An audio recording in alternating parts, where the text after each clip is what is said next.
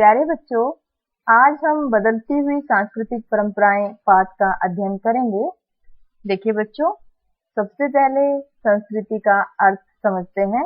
संस्कृति ए way of life, जीवन जीने का एक तरीका, लोगों के एक समूह के जीवन जीने का तरीका, जिसमें रहन सहन, आचार विचार, बोलने का तरीका, धर्म, विश्वास, शिक्षा और मूल्य, मान्यताएं इत्यादि आते हैं।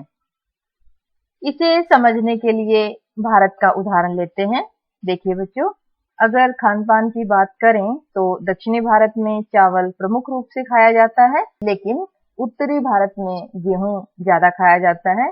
इसके साथ साथ अगर हम पहनावे की बात करें तो उत्तरी भारत और दक्षिणी भारत में पहनावा भी अलग अलग है। इसके अलावा बच्चों, क्षेत्रीय सत्र पर अगर देखें तो कश्मीर का पहनावा अलग है, राजस्थान का अलग है, तमिलनाडु का अलग है। तो इसे ही, जिसमें सारी बातें शामिल हैं, खान पान, रहन सहन, विचार, आचार, यह मिलकर संस्कृति बनाते हैं। इसी के साथ साथ दूसरा शब्द है हमारा परंपरा। परंपरा का अर्थ है बच्चों मान्यताओं का पीढ़ी दर पीढ़ी स्वीकार किया जाना। इसमें क्या है, जैसे बड़ों का आदर या सम्मान करना, विवाह के दौरान निभाई जाने वाली विभिन्न रस्में, बच्चे के नामकरण से संबंधित रस्में, तो ये मान्यताएं हैं जो एक पीढ़ी से दूसरी पीढ़ी द्वारा स्वीकार कर ली जाती हैं। तो आप सांस्कृतिक परंपराओं का अर्थ समझ गए होंगे। इन सांस्कृतिक परंपराओं में बदलाव पढ़ेंगे आज हम। कैसे आया, क्योंकि बदलती हुई पढ़ रहे हैं, तो बदलाव कैसे आया यूरोप में। बच्चों, यूरोप में 14वीं से 17वीं सदी के बीच जो सांस्कृतिक बदलाव हुए उन्हें रेनेसा कहते हैं, या हिंदी में पुनर्जागरण भी कहते हैं। पुनर्जागरण का अर्थ है फिर से जागना। बच्चों, इसमें मुख्य रूप से कला, साहित्य, विज्ञान, शिक्षा के क्षेत्र में आने वाले बदलावों के बारे में पढ़ेंगे कि किस तरह से इन क्षेत्रों में उन्नति हुई, विकास हुआ। इसी के साथ रेनेसा व्यक्ति यानी पुनर्जागरण के काल में पुनर्जागृत व्यक्ति किसे कहेंगे? जिस मनुष्य की अनेक रुचियां हो और जिसे अनेक हुनर में महारत हासिल हो। हुनर होता है बच्चों कुशलता, कौशल, और महारत होता है निपुणता। तो रेनेसा व्यक्ति जिसे अनेक विषयों में महारत हासिल हो। पुनर्जागरण युग में ऐसे अनेक लोग हुए जो विद्वान, कूटनीतिज्ञ, धर्मशास्त्रज्ञ और कलाकार थे। बच्चों, 14वीं से 17वीं शताब्दी के बीच के बदलाव हम पढ़ रहे हैं, लेकिन 14वीं सदी से पहले का यूरोप कैसा था, सांस्कृतिक पतन क्यों हो रहा था, आइए इन कारणों को समझते हैं। बच्चों, हमने रोम साम्राज्य पढ़ा था तीसरे अध्याय में, जो 3 महाद्वीपों में फैला हुआ था। आपको याद होगा, अधिकांश यूरोप, पश्चिमी एशिया और उत्तरी अफ्रीका, और ये भूमध्य सागर है बच्चों, जो रोम साम्राज्य का हृदय कहा जाता था। दूसरी शताब्दी के आसपास रोमन साम्राज्य अपनी उन्नति के शिखर पर था, लेकिन चौथी शताब्दी में रोम साम्राज्य 2 भागों में विभाजित हो जाता है। आपको याद रखना है, जो येलो कलर में दिया हुआ है बच्चों, ये पश्चिमी रोम साम्राज्य है और रोम इसकी राजधानी थी। इसी के साथ साथ आपको यह भी याद रखना है कि यहाँ की जो भाषा है, इस साम्राज्य की भाषा लातीनी थी और रोमन कैथोलिक चर्च का प्रभुत्व था। दूसरा हिस्सा रोम साम्राज्य का पूर्वी रोम साम्राज्य या बाइजेंटाइन साम्राज्य कहा जाता है बच्चों। कुस्तुनतुनिया इसकी राजधानी थी। ग्रीक ऑर्थोडॉक्स चर्च को मानने वाले लोग थे और भाषा यूनानी थी। तो दोनों विभाजन आपको समझ आ गए होंगे बच्चों। पिंक कलर में है बाइजेंटाइन साम्राज्य और येलो कलर में है पश्चिमी रोम साम्राज्य। लेकिन मानवतावादी और विद्वानों का यह मानना था कि रोम साम्राज्य के टूटने से, यानी 2 भागों में विभाजित होने से अंधकार युग शुरू हुआ। मानवतावादी कौन थे, आगे पढ़ेंगे। इस युग को अंधकार युग क्यों कहा गया है, आइए समझते हैं। बच्चों, मानवतावादियों के दृष्टिकोण से 5वीं से 14वीं शताब्दी लगभग 1000 साल का समय है बच्चों। इसमें 5वीं से 9वीं शताब्दी को अंधकार युग कहा गया, 9वीं से 11वीं शताब्दी को आरंभिक मध्य युग और 11वीं से 14वीं शताब्दी तक उत्तर मध्य युग कहा गया।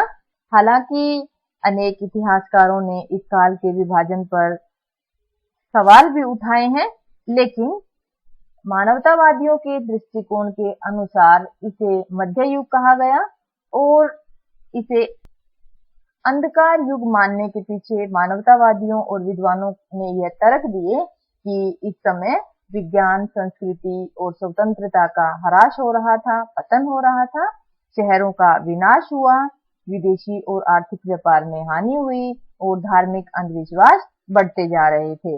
लोगों ने चर्च की बातों पर विश्वास करना शुरू किया, या ऐसा कह सकते हैं कि चर्च का लोगों के सोच विचार पर गहरा प्रभाव था। इस अंधकार युग के बाद मानवतावादियों का यह मानना है कि 15वीं शताब्दी से आधुनिक युग की शुरुआत हुई, जिससे पश्चिमी यूरोप में पुनः वैभवशाली युग लौट आया। कारण क्या थे? नगरों में वृद्धि हुई, विज्ञान और शिल्प विज्ञान का विकास हुआ, आर्थिक और विदेशी व्यापार में वृद्धि हुई और कई शहरों में विश्वविद्यालय भी खुले, जिसकी वजह से नए ज्ञान और नई विचारधारा का विकास हुआ। इन कारणों के चलते मानवतावादियों ने 15वीं शताब्दी से आधुनिक युग की शुरुआत मानी। इस आधुनिक युग के कारण यूरोप में पुनर्जागरण काल आया और यूरोप में सबसे पहले पुनर्जागरण इटली में आया। आइए बच्चों, यूरोप में पुनर्जागरण या पुनरुत्थान लाने में इटली की भूमिका का अध्ययन करते हैं। सबसे पहले इटली के नगरों ने अपनी व्यापारिक गतिविधियों के चलते पुनर्जागरण लाने में महत्वपूर्ण भूमिका निभाई। जिस समय की हम बात कर रहे हैं, उस समय इटली एक देश नहीं था, बल्कि कई स्वतंत्र नगर राज्यों का समूह था। इटली के नगर फ्लोरेंस और वेनिस, मानचित्र पे देखिए बच्चों, ये फ्लोरेंस है और ये वेनिस, गणराज्य नगर थे। गणराज्य का अर्थ है बच्चों जहां शासन प्रमुख जनता द्वारा चुना जाता हो। वहीं कई अन्य नगर दरबारी नगर थे जिनका शासन राजकुमार चलाते थे। सबसे जीवंत या समृद्ध शहर वेनिस और जिनेवा थे बच्चों इटली के। क्यों थे? क्योंकि यहाँ चर्च और सामंती व्यवस्था शक्तिशाली नहीं थी। पिछले पाठ 3 वर्ग में हमने यह व्यवस्था अच्छे से पढ़ी थी बच्चों। इसके अलावा इन नगरों में धनी, व्यापारी और महाजन लोग काफी सक्रिय थे सत्ता में, और साथ ही लोगों में नागरिकता की भावना भी विकसित हो चुकी थी। हम इटली के प्रमुख नगरों के बारे में पढ़ रहे हैं जिन्होंने पुनर्जागरण लाने में योगदान दिया। इसी के साथ साथ शिक्षा के क्षेत्र में भी इटली ने काफी उन्नति की, जिसके चलते 11वीं शताब्दी में इटली के 2 शहरों पादुआ और बोलोनिया, देखो बच्चों ये है पादुआ है और ये है बोलोनिया है, में विश्वविद्यालय खुले। इन विश्वविद्यालयों में विधि शास्त्र यानी कानून की पढ़ाई की जाने लगी। क्यों की जाने लगी? बच्चों जैसा कि हमने पढ़ा है कि इटली के नगर व्यापार और वाणिज्य के केंद्र थे, जीवंत शहर थे, समृद्ध शहर थे, व्यापार और वाणिज्य की गतिविधियां काफी विकसित थी और इन्हीं व्यापारिक गतिविधियों को सुचारू रूप से चलाने के लिए नियमों अर्थात कानूनों की जरूरत पड़ी और इन्हें लिखने वाले थे वकील और नोटरी। इसलिए सबसे पहले विधि शास्त्र पढ़ाया जाने लगा और विश्वविद्यालयों में विद्यार्थियों का यह प्रिय विषय बन गया। लेकिन धीरे धीरे विधि शास्त्र को रोमन संस्कृति के संदर्भ में पढ़ा जाने लगा। रोमन संस्कृति क्या थी?